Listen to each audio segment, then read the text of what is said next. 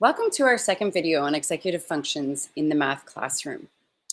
As you may remember, all of these areas contribute to your brain's executive functioning ability. You can think of them as the CEO of the brain, a collection of brain processes that guide thought and behavior. We know students who are diagnosed with attention deficit hyperactivity disorder experience difficulties with almost all areas of executive functioning. And experts on attention deficit hyperactivity disorder have found that these skills develop more slowly in individuals with this diagnosis, with a developmental lag of about 5 years.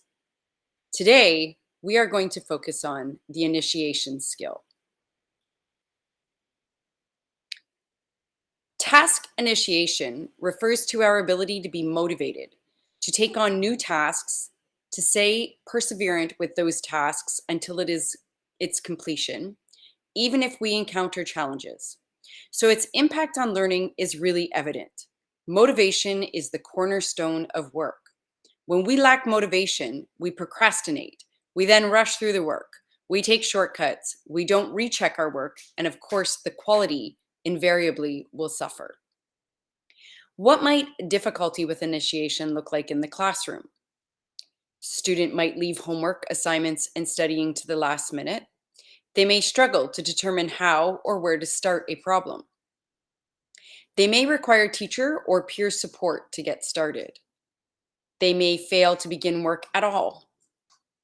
They may struggle to generate ideas and struggle to respond to open-ended questions. Also struggling to make decisions. How can you, the educator, help? You can support students to initiate a task through questioning. Example, where might you begin? What materials might you need to get started? You can anticipate student responses and plan appropriate questions to guide the learning. You could give outline or notes of prior learning or necessary materials needed in advance. You could post and follow a routine, such as always starting with a review of the prior day's learning. And you could provide advance notice of changes in environment or routines. You could also help students break tasks down into smaller steps and order them in a logical sequence. We refer to this as chunking. You could help students plan how they will tackle a given task and suggest that students complete their homework in order from shortest and easiest tasks first to longer and more difficult ones last. For longer assignments, chunk the work into smaller tasks and set deadlines for each one. Schedule check-in dates to monitor students' progress and provide support where needed. Help the student plan each section and reinforce completion or even partial completion of each section with encouragement and verbal praise. It is important to celebrate student effort and not necessarily end results. So our strategy harvest from our last video was to use as many visuals as possible in the math learning, as well as in agendas and timings.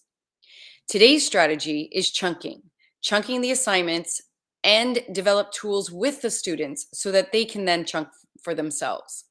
Here's an example of an assignment planner from the LD at School website that may prove to be helpful as you begin this process with students.